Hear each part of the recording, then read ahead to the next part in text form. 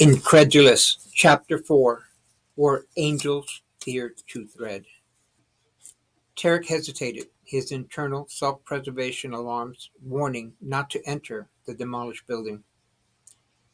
Tugging on the rope one last time to ensure it was secure, he repelled from the hovering battlecruiser into the darkened structure with much trepidation. As he touched down, his body froze momentarily. The internal cavities of the old church resonated from the howl of some infernal creature just outside the main doors. That howl was the same hellish wail he remembered from childhood. The howling had always been a distant cry, never before this close to him. A chorus of barks and yelps accompanied the mournful wail that was echoing off the cavernous walls of the old church. As his first officer touched down, Tarrant signaled to the craft that was hovering slightly overhead to depart. Only a shimmer of stars gave away the position of the battle dragon as it moved away. They had descended through the eye of the hurricane and would need to depart in the same way. That gave them less than 45 minutes to complete their task and get the hell out of there.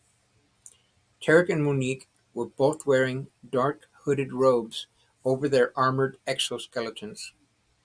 Their helmets' night vision permitted them to see the destruction within the old church. Amazingly, its thick adobe walls had remained intact.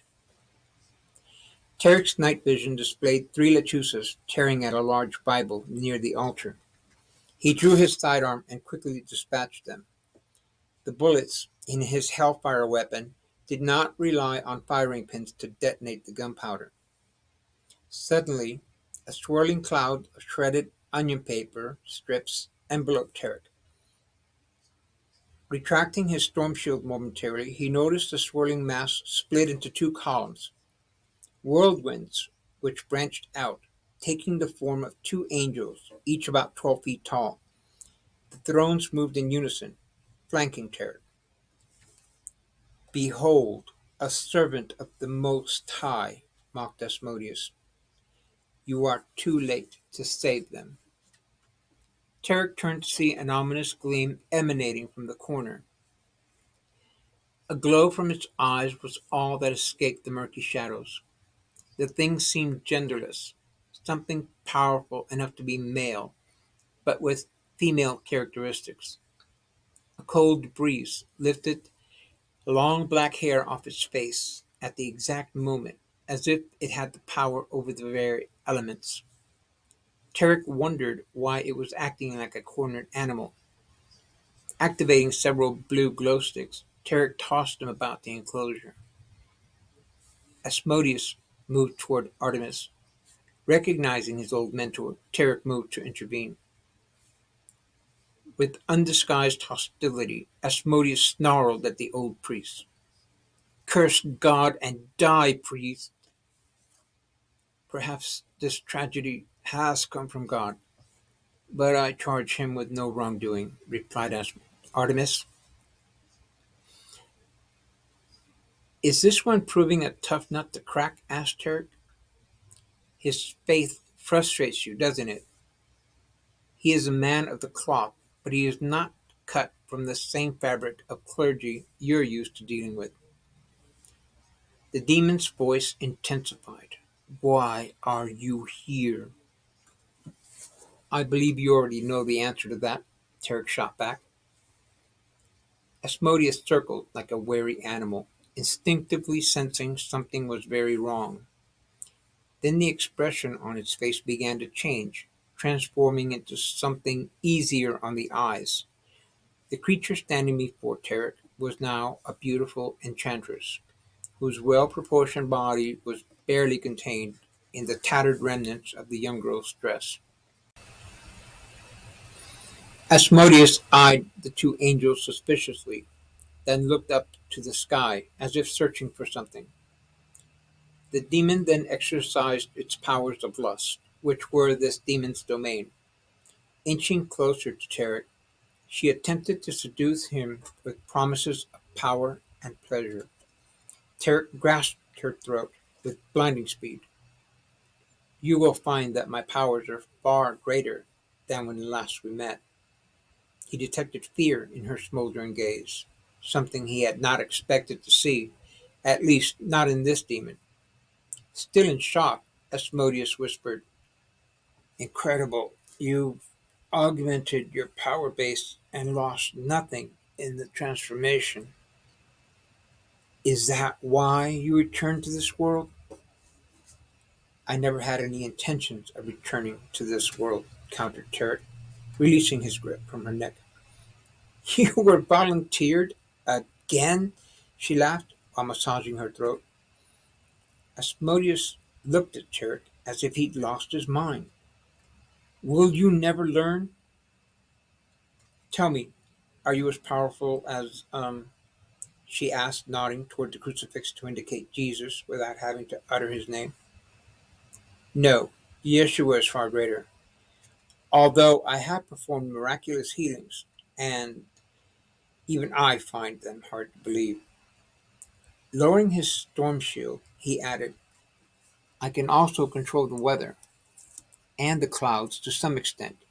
But before I get carried away, I should stress that the healings were actually the work of faith and the Holy Spirit. Pity, his powers and your temperament would make for one hell of a combination," said Asmodeus, winding her way through the mud-covered wreckage. She stood before Tarrant and tried to stare into his eyes, but the storm shield prevented it. Against his better judgment, Tarrant raised his visor. The soft blue shimmer of the glow sticks made her look truly exotic as she gazed with awe and bewilderment into his eyes. "You've consumed the bread of life?" asked the demon, recoiling in disbelief. "Haven't you?" Tarek nodded, not sure where this was going. "I underwent the 40-day fast as part of, he said almost reflexively before he could stop himself. And now you seem to be exhibiting unique abilities and powers," interrupted Asmodeus. "A 40-day fast on shoe bread has one of only two outcomes.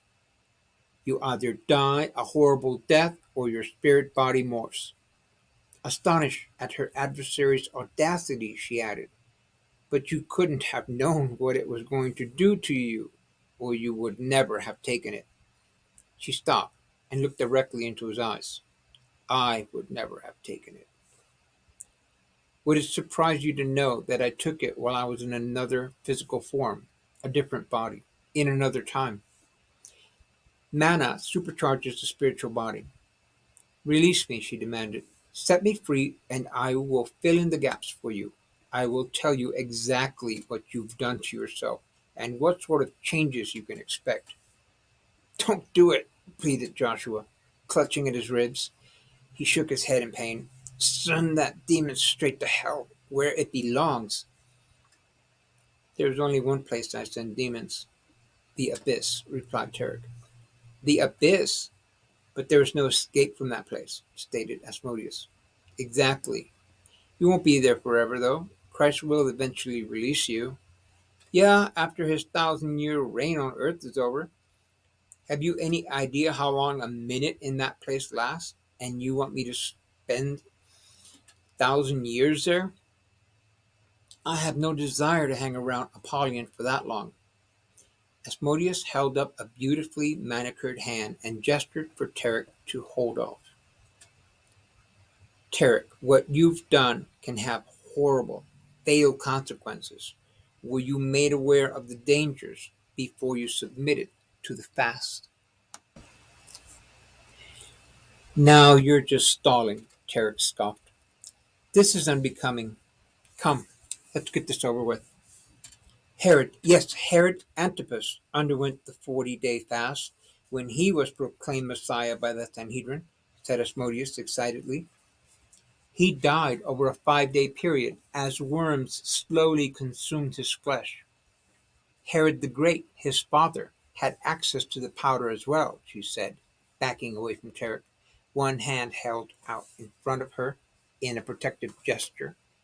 That is how he was able to accomplish so many incredible architectural wonders, including the building of the third great temple.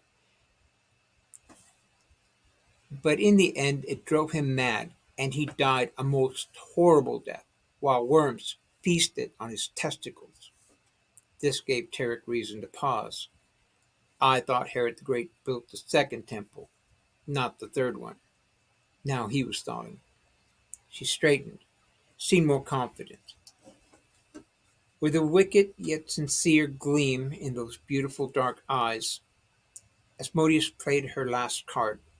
Actually, it was Herod who destroyed the second temple. The priests did not trust him to build a new temple and would not allow him to destroy the old one until the third and final temple was complete. I can see I've lost you.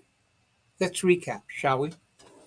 The first temple was built by Solomon the Wise, continued Asmodeus. It lasted about 400 years until it was pillaged by Babylonians king Nebuchadnezzar II. During the second plunder, his soldiers ravaged the magnificent temple I had helped create, razing it to the ground stone by stone and stripping it of all its beautiful gold. When Cyrus the Great conquered Babylon, he freed the Jews and allowed them to return and rebuild.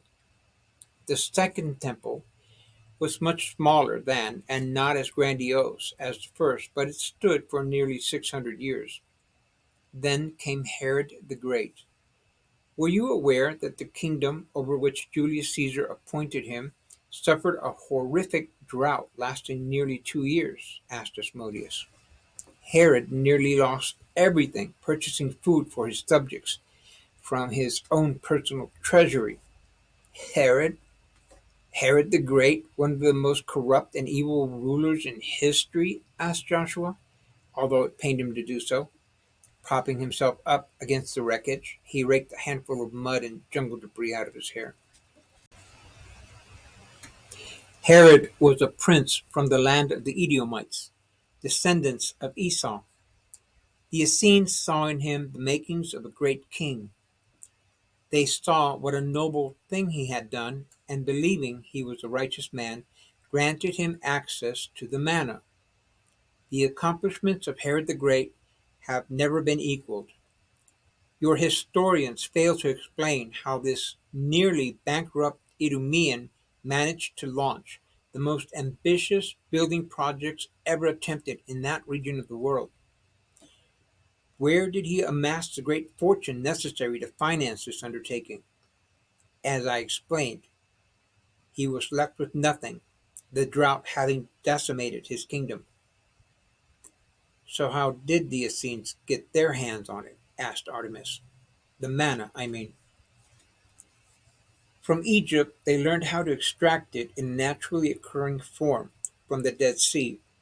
By the way, how was it you managed to get your hands on so much manna? She asked Tarek. The Essenes gave it to me, Tarek answered, noticing in his peripheral monitors that both priests were turning to look at him. Did you think Moses was the first to discover manna? An amused Asmodeus demanded quizzically. As I told you, the Egyptians had it long before he did. They got it from Noah, the grandson of Enoch. Moses not only got his manna from the Egyptian temples, he had his craftsman, Bezalel, fashion the Ark of the Covenant for the purposes of manufacturing more of the substance. The manna you consumed was white and powdery, was it not? Yes, it was, said Terek, puzzled. What was it made from? The bread of life is made from the purest gold, explained Asmodeus. A small amount of manna can be quite beneficial, but in large quantities it's difficult to say. Results vary from person to person, ranging from good to bad. At times the results are quite ugly. Beneficial in what way? Asked Artemis, perplexed. I thought it was just food.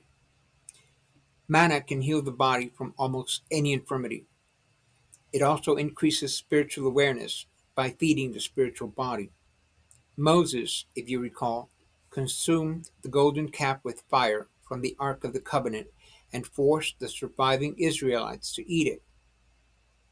What I've just described is a very, very rudimentary explanation for the transmutation of gold into the bread of life, or manna. She pointed toward the remnants of the Bible laying on the muddy floor. It was beginning to drizzle, and the few remaining pages had started to get wet. Tarek retrieved the Bible. When he turned around, Asmodeus was holding a large, conical-shaped precious stone. "Know you what this is?" she asked, holding up a dark pyramidal glass. Tarek recognized the shape at once. It appeared as a translucent, elongated, triangular cone. The glass cast an eerie, rose-red luminescence that was clearly not of this world. His team had already located 3 of these alchemical relics, but not one as large as this one. He had no idea what made it glow thus. "If I were to take a guess at it, I'd say it was a philosopher's stone, what alchemists refer to as the stone of perfection." Asmodeus' eyes widened slightly in an expression of genuine surprise. Then unexpectedly, and with all the ceremony of one standing before royalty, she presented the stone to Tarek. In the demure hands of the enchantress it appeared to weigh nothing. Its most ancient name is Shema en Na Anunnaki, starfire, brought from heaven to earth by the Anunnaki. Tarek braced himself, shifting his feet slightly, knowing it was going to be heavy. It was, incredibly so. The servos in his exterior armor reacted by adjusting to reduce the strain. Once in his gauntleted hands, the cone radiated even more brightly. Encased in the translucent cone was what appeared to be a cylindrical red crystal, surrounded by a luminescent crystalline coil. The outer gem had the appearance of being wound like a spring. The 2 embedded gems radiated with a strange purplish light. The hauntingly beautiful light at the center of the pyramidal cone seemed somehow familiar. Tarek knew what the coil and the ruby rod were. Somehow he could still access remnants of the Jewish scribe's memory. The fragmented pieces of information fused together in a blinding epiphany. "These are the Shekinah and the lightning stone, the shamir," he whispered. He gazed at the stones, suspended in the opaque yet transparent material that shimmered with its own irradiance. The ruby-red, cylindrical-shaped gem, the shamir, was about 2 inches long and about half an inch wide. The milky white luminescent gem that wound like a serpent around the cylindrical ruby was the scythia. "How do the gems cause the glass pyramid to give off this glow?" he asked. "It is the combination of the scythia and the shamir, as well as your own presence, that is causing the glow, Master of the Universe." Now it was Tarek's turn to look surprised. Others had called him by this title, though he had never repeated it to anyone, let alone believed it. "But you still have much to learn. The name of this glass pyramid is unpronounceable by humans.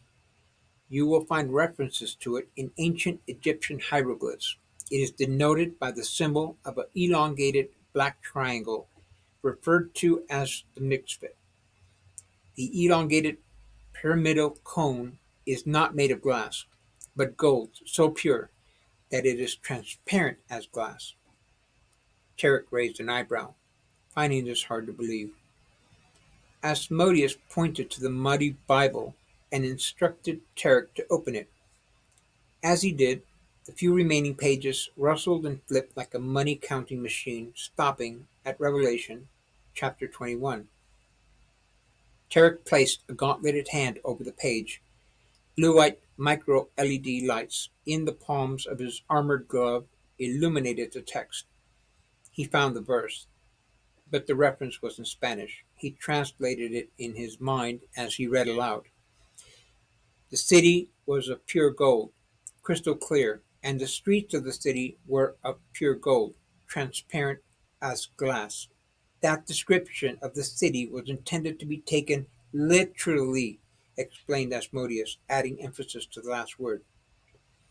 Good thing this verse is in the last book of the Bible, thought Tarek, because most of the book is missing. Not sure if Tarek was paying attention, the demon went on. I'm not going to beg you, Tarek, she said defiantly, gazing at the two thrones flanking the priest.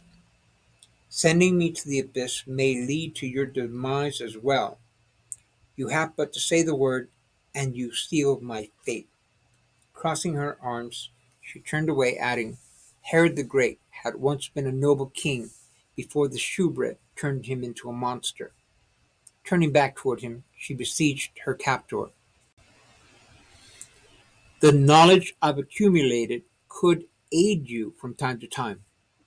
Looking at Tarek in amusement, Asmodeus inquired, Do you often eat a thing, having no idea what it is? Again, Asmodeus pointed to the Bible. The remaining pages began to turn rapidly, this time to the book of Exodus. As I once served King Solomon, perhaps I can now serve you. I've had direct contact with this stuff. You should take advantage of my experience. You can ill afford not to. Taking a more servile, almost seductive posture, she continued, You might find this passage in Exodus interesting. It pertains to manna. Asmodeus' alluring approach was not lost on Tarek. He was aware of her powerful female polarity and did not like it. He lifted the remnants of the large Bible and found the passage, Exodus 16:15. Translating it into English in his head, he read, On seeing it, the Israelites asked one another, What is this? For they did not know what it was. That's far enough. In the Hebrew language, man, as found in the word manna, is the asking of a question. They did not have a ready-made name for the white powdery stuff, as the translation alludes to. The Israelites knew not what it was. What is it sounds more like a question than a name, don't you think? Are you now in league with demons? Demanded Artemis. Having regained his strength, he commenced trying to pull himself out from under a pew. They have their uses, said Tarek, as he lifted the large bench off the old priest, the exoskeleton's servos amplifying his strength as he threw the broken bench over the nearest wall. What sort of uses are you referring to, Tarek? Asked Artemis. Not sure he wanted to know. Information, mostly. Go ahead, ask her a question. Asmodeus is bound and cannot hurt you, assured Tarek, wondering how long he could resist her tantalizing spell. The strange, stimulating feelings emitted by her were hard to describe and harder still to resist. You expect the demon to answer truthfully, grunted Joshua. Like most teenagers, they answer as truthfully as they can get away with, laughed Tarek. A truthful demon, what an oxymoron, laughed Joshua, though it pained him to do so. Turning to Artemis, Tarek asked, Is this your star pupil, Artemis? He's beginning to annoy me. No more than you annoyed me when I was teaching you, remarked Artemis. It would appear that you are now the master, so if you don't mind, could you explain this paradox to my pupil and to me as well? Requested the old priest. You're both priests. Has either of you ever bothered to read the entire New Testament? Asked Asmodeus. They both snorted simultaneously. I'll take that as a yes. What do the Gospels record demons saying when your Messiah confronted them? I will tell you. They proclaimed him to be the unique Son of God. Being demons, one would think they'd have chosen to lie about him to the crowd. Why not simply slander him as the chief priest had? They could have said he was a sorcerer, confirming the high priest's accusations. But his time had not come yet, and so he ordered them silent. There is the story of the possessed girl who followed the apostles, proclaiming who they were until they tired of it and vanquished the spirit. Demons do not lie as much as twist the truth. In that respect, they're a lot like your politicians. Truth cannot be counterfeited. It is something we all recognize. So go ahead, ask me a question. See if you can catch me at a lie. Very well then, said Joshua, wincing from the pain of forming words. Tarek kneeled by his side. Monique came forth from the shadows, her hooded cloak startling Joshua. She knelt and examined his injury. Opening her medical kit, she prepped the skin, then administered an injection of morphine to the affected area. Breathing more easily, Joshua continued, "This is something you should know. Did God create man, or did man evolve from an ape?" "Are you well versed in the science of evolution?" asked Asmodeus. "Here I must warn you," interrupted Tarek. "Demons will almost always answer a question with a question." "What does it matter? If you know the answer, why don't you just answer the question?" demanded Joshua. "I need to know if you are qualified to understand my answer." Asmodeus tilted her head inquisitively, a lock of hair falling over her face. "I have a fair understanding of it. It's the main reason I entered the priesthood. There were just too many unanswered questions pertaining to evolution. Its fundamental principles seem to offer a fair explanation for the animal kingdom, but fall utterly short in trying to explain the existence of man." Satisfied with his reply, Asmodeus leaned forward and locked eyes with her prey. "According to the laws of evolution, is it possible for a creature, any creature, to mutate and evolve a brain so incredibly complex it can scarcely use a small fraction of its capabilities?" Joshua looked away and closed his eyes, shaking his head. "It can't be that simple."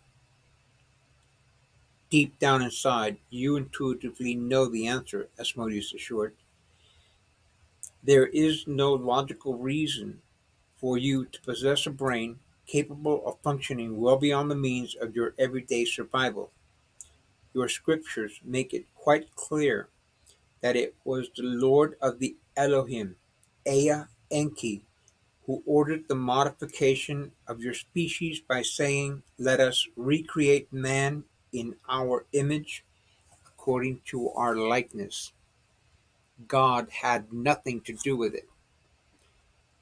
Turning to the older priest, she inquired, "And what would you ask, Artemis? Surely, after all these years as a priest, there must be at least one thing you would like the answer to." "Let me be clear on this. I am not comfortable asking anything of a demon, but I have always wondered who or what the Nephilim were." The Nephilim were the offspring created from the union between the sons of the Elohim and the daughters of Adam and Eve. These offspring went by many names, most of which inspired fear in the hearts of men. They were called the Giborim, which simply meant giants, because their size was enormous. They were referred to as the Emim for their tremendous strength. Because they were fierce in battle and great masters of war, their enemy, the Draconians, knew them as the Zamzumim.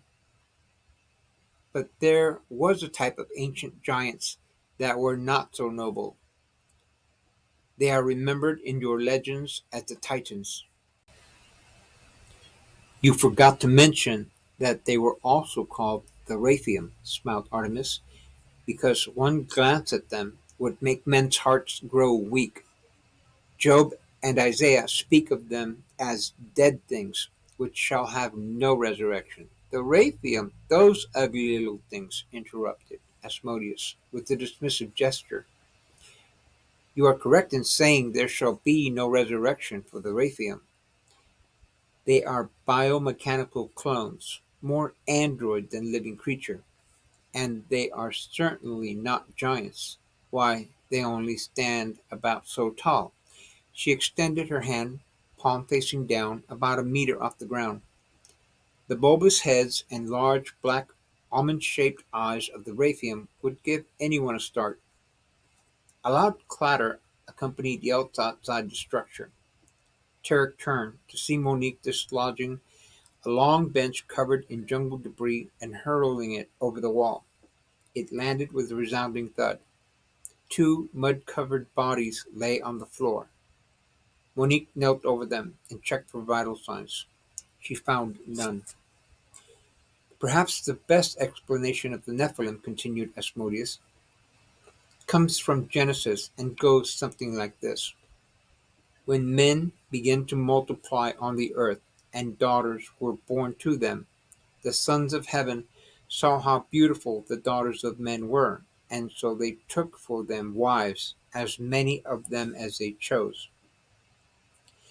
The beauty of earth's women brought down the angels of heaven, summed up Artemis. Through fornication with those beings, wicked abominations were loosed on mankind. Then you probably never heard of them being referred to as the heroes of old, the men of renown, asked Asmodeus. Men of renown? I do not recall Nephilim ever being called that, and certainly not by the Bible, Artemis admitted. And yet, in Genesis 6, it is there for all to see. Odd that, by comparison, the Bible had little good to say about the men of that era, mused Asmodeus. Asmodeus, leave the girl and do not return to her. I will call when I have need of you. The demon did not normally appear as an enchantress. Tarek supposed it had something to do with the form of the young girl and wondered what form the demon would take when next they met. The shamana began to disappear from his hands. Tarek hurried to the girl's side. She collapsed in his arms, her features slowly returning to normal. Tarek lowered his head and whispered into the girl's ear, "Where is it?" "You will find one of the two stones," she said in a low voice before whispering to Tarek what he needed to know. A scent of cherry blossoms filled the enclosure. Outside, dogs yelped in pain and ran into the distance. "You cannot release Asmodeus. We are under strict orders from the Pope himself to return with it to the Vatican," hissed the Archbishop through clenched teeth. Monique had revived him in time to catch the end of the exorcism. "Using this young girl's body as a host," Tarek shot back, unable to believe what he was hearing. "Artemis I know, but I am not familiar with you or your orders. I am Archbishop Felipe Espindola. Who the hell are you?" "No one of consequence, Archbishop," commented Tarek. "I was not aware the church had exorcists of your rank. Just how were you planning to get the girl back to Rome, if you don't mind my asking?" "The Vatican wants Asmodeus captured and taken back for questioning," volunteered Joshua. "A helicopter will be here in the morning as soon as the winds die down. A medical plane, a Learjet with Vatican guards, will be waiting for us at the nearby airfield." "A gross misallocation of resources," commented Tarek. "Let me guess. You're after the Ark of the Covenant, aren't you? What is the church planning to do with it after recovery? Return it to its rightful owners, the Jews?" "No, of course not. It would become property of the church." "The demon has given you the Ark's location, hasn't it?" bellowed the Archbishop with great indignation, sounding like he was frothing at the mouth. "The Ark does not belong to you. I don't know who the hell you think you are, But as soon as the soldiers arrive, I am having you placed under arrest for interfering." He drew a seething breath. "It's obvious you're in league with the devil." At first the blue-white light silhouetted the Archbishop's head, illuminating the wreckage. In the crackling flash of arcing blue flames, Tarek observed Monique holding a taser to the back of the Archbishop's neck. "The mouth on this guy! Does he kiss the Pope's ring with those lips?" asked Tarek, as he helped his old friend Artemis to his feet and out of the old structure. "Do you have any idea what those stones were that Asmodeus was showing me?" Artemis shook his head. "The stones are necessary if one is going to activate the Ark. The lid on the Ark, which includes the two cherubim, is constructed from solid gold. Do you seriously think 4 men were capable of carrying that much gold with only 2 wooden poles?" asked Turk, looking around the village for shelter from the coming storm. "I know you're hurt, but I need to get you into one of the undamaged buildings before the eye of the hurricane passes and you're caught out in the open."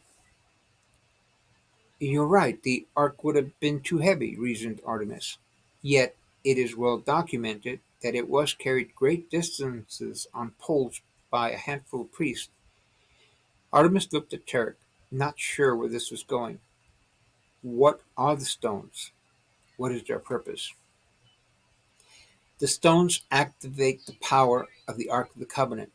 Artemis, the knowledge I am about to confide in you must never be revealed to the Vatican. I already suspect they have some understanding of the stones and what they are capable of, but you must never let it slip that you know what they're for. One of the stones is shaped like a coiled serpent, the other like a long cylindrical gem.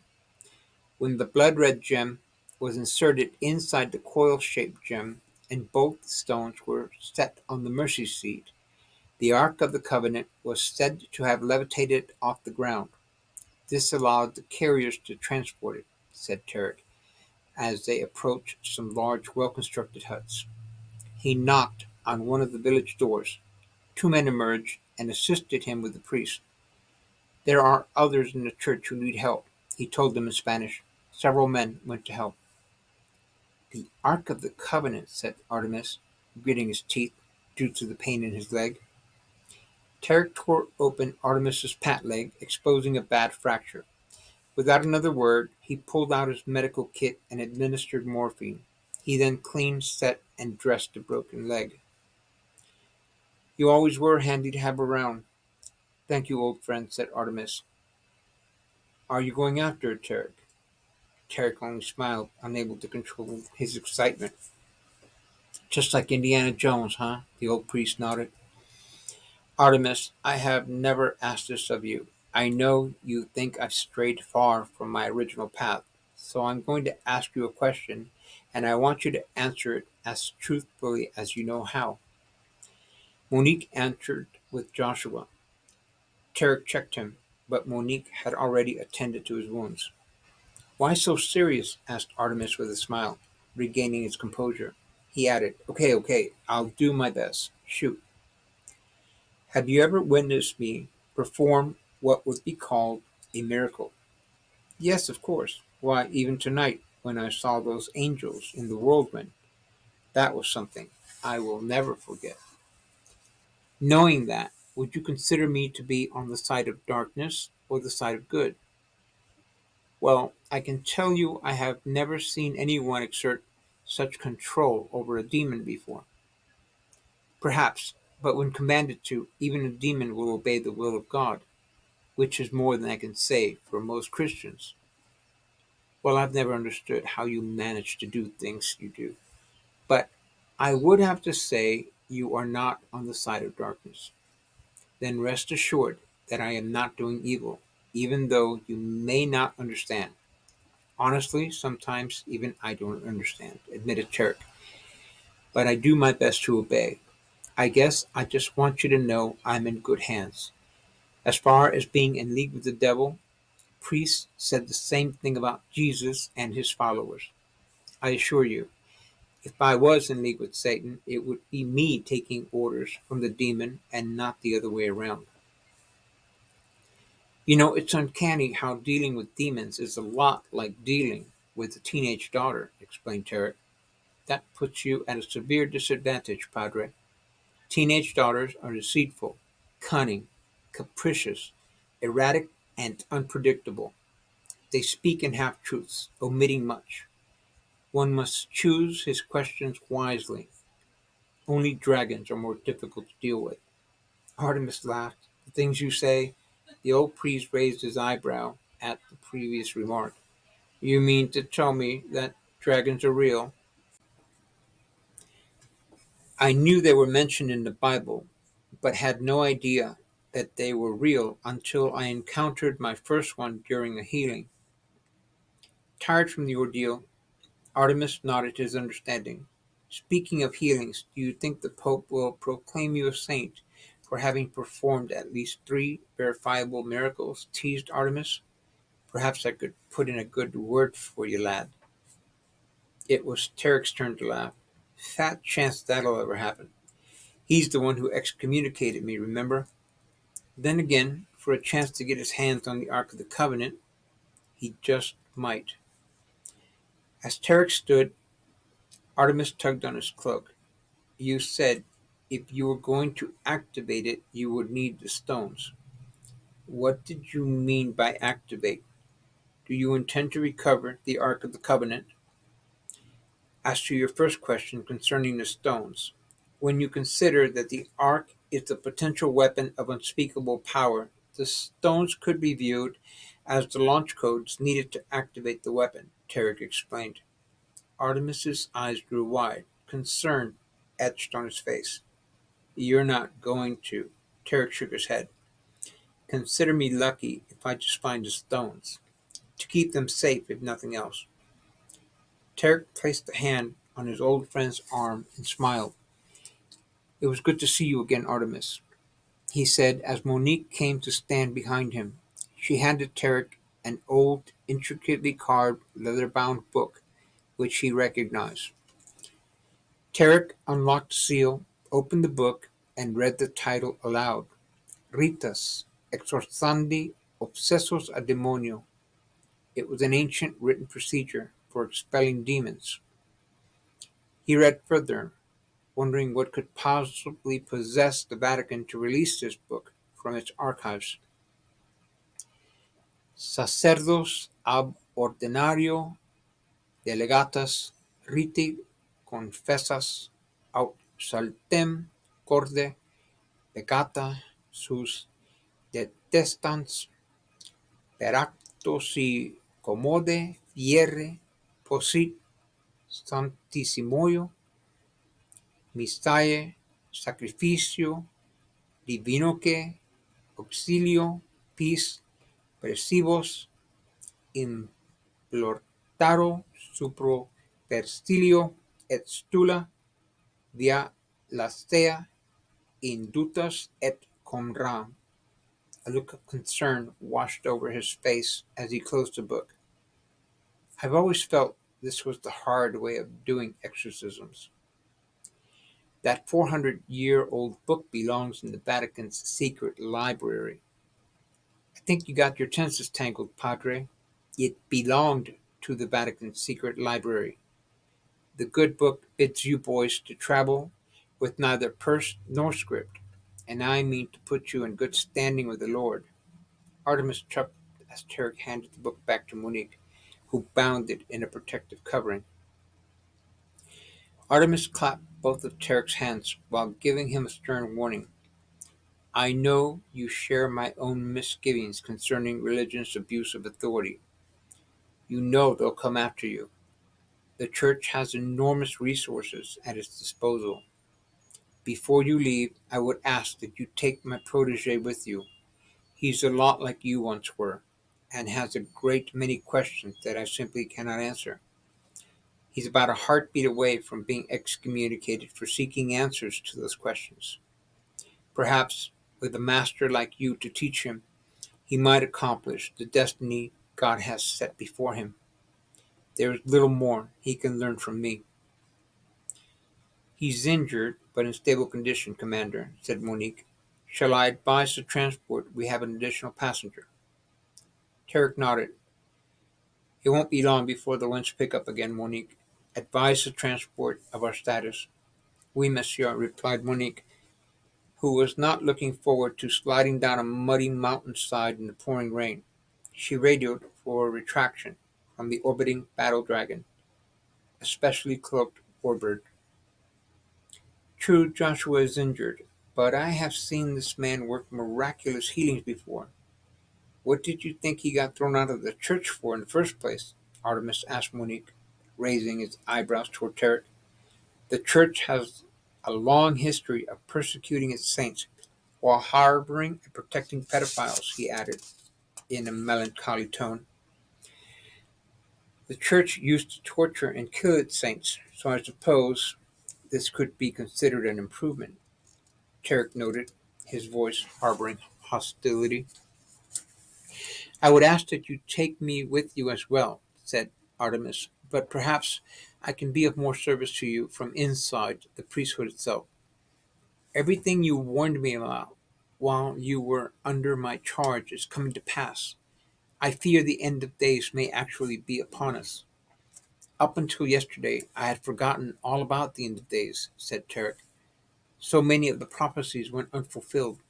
I reasoned that perhaps I had misunderstood the meaning of the prophecies, or that maybe it simply wasn't time. I'm telling you this because you just might be crazy enough to understand what it is I'm about to divulge, said Artemis. Do you remember when you first told me about Chernobyl's meltdown and how you thought it might be linked to prophecy? Do you recall telling me how the individuals who looked for signs of the apocalypse believed Chernobyl to be wormwood, one of the trumpet judgments from the book of Revelation? What in the world is this wormwood? Inquired Monique. Wormwood is something that turns water bitter. Interestingly enough, so does the radiation from a nuclear weapon, explained Artemis. By an incredible coincidence, the word Chernobyl means wormwood in the Ukraine tongue. So, when it melted down, many who looked for the signs of the end of days deduced that the meltdown must be the third trumpet judgment spoken of in the book of Revelation. It was certainly radioactive, so much so that the Russian authorities decided to seed the clouds heading toward Moscow in order to stop the radioactivity from reaching the capital. Their actions resulted in childbirth defects, leukemia, and thyroid cancers throughout the population of the surrounding area. How is it you know all this? Asked Monique, not sure if she should believe the old man. The Catholic Church has a religious custom called confession, explained Artemis. Pilots ordered to seed the clouds confessed to their priest, who transferred that information to the Vatican. Once the Vatican had this information, they simply kept an eye on the people of the affected regions. The Knights Templar were well acquainted with the intelligence gathering capabilities of the Church.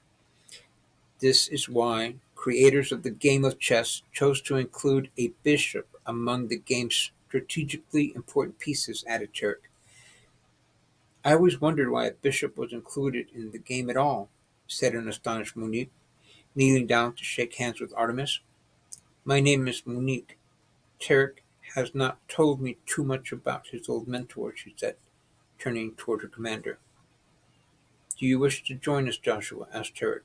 It seems your future with the priesthood will be short-lived should you choose to remain here. You should go with them, son. I think the answers you're looking for lie out there, advised Artemis. I am in no condition to travel, father. Tarek proceeded to Joshua's side and placed his hands over the injured area. Almost instantaneously, Joshua seemed to recover. All three looked in awe at the transformation. Joshua stood, began to stretch in all directions, lending out an occasional ouch every now and then. Whoa, you've certainly come a long way as a healer from the time when I knew you, exclaimed Artemis. Having witnessed this event, I can now see how the word miracle came into being. The word itself stems from the Latin word meaning to marvel at an occurrence that causes one to look on in astonished wonder. Well, I'm certainly astonished. I did not know you were capable of such things, Commander, admitted Monique. Nor I, Monique, confessed Terry.